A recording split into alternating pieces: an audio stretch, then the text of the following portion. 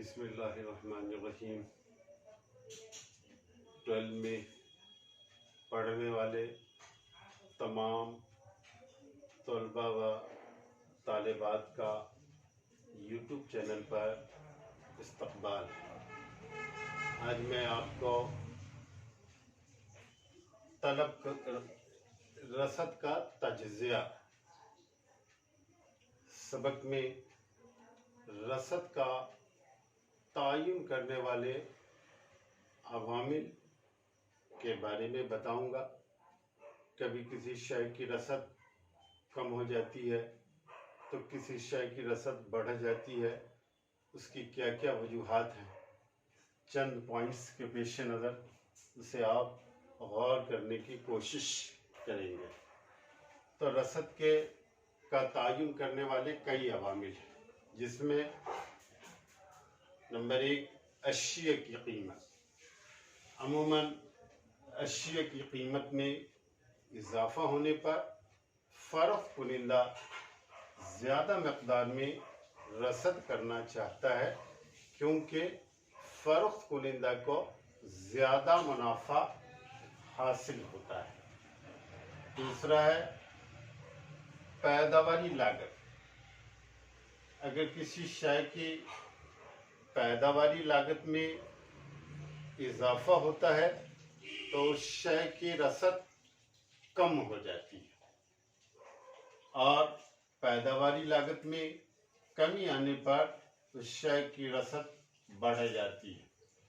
Number 3 ہے قدرتی حالات۔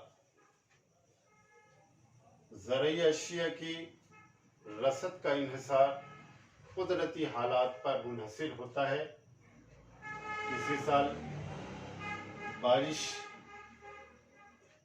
بہتر ہونے پر اچھی فصل ہوتی ہے، جس سے زرعی اشیاء کی رصد بڑھ جاتی ہے، یا کسی سال بارش زیادہ ہونے سے یا بے موسم بارش ہونے سے بھی کسی اشیاء کی رصد پر اثر پڑتا ہے۔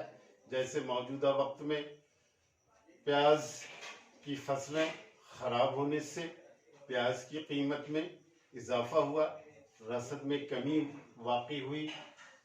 اس کے بعد چوتھا پوائنٹ ہے تکنیکی ترقی۔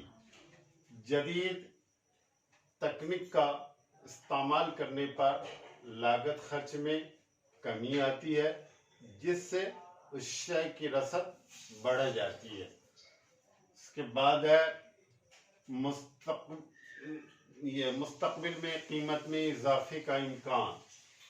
اگر کسی شے کی قیمت میں اضافے کا امکان ہوتا ہے تو رصد کم ہو جاتی ہے اور ذخیرہ اندوزی بڑھ جاتی ہے۔ نمبر 6 بازار کی خاصیت۔ مسابقاتی بازار میں خریدار کی کثیر تعداد ہونے سے رصد زیادہ ہوتی ہے، لیکن اجارہ داری کے بازار میں واحد فروخت کنندہ ہونے کی وجہ سے رصد کم ہوتی ہے۔ نمبر 7 بازار کی خاصیت۔ نمبر 8 بنیادی سہولتیں۔ نقل و حمل، مواصلات، بجلی کی سہولتوں کی وجہ سے بھی کسی اشیاء کی رصد پر اثر پڑتا ہے۔ نمبر 8 دیگر اشیاء کی قیمت۔ دیگر اشیاء کی قیمت میں اضافہ یا کمی ہونے سے بھی کسی شے کی رصد پر اثر پڑتا ہے۔ جیسے گیہوں کی قیمت میں اضافہ ہونے سے کسان چاول کی کھیتی کے بجائے گیہوں کی کھیتی کی جانب راغب ہوتے ہیں، جس سے گیہوں کی پیداوار تو زیادہ ہوتی ہے اور چاول کی پیداوار کم ہونے سے اس کی رصد کم ہو جاتی ہے۔ نمبر 8 حکومت کی پالیسی۔ حکومت کی پالیسی کے سبب بھی کسی شے کی رصد پر اثر پڑتا ہے۔ حکومت کے ذریعے کسی شے پر زیادہ ٹیکس عائد کرنے سے اس شے کی رصد कम हो जाती है और टैक्स में रियायत देने से उस शेयर की रसद बढ़ जाती है। तो आज मैं एक सवाल के पेश नज़र आपको बताया।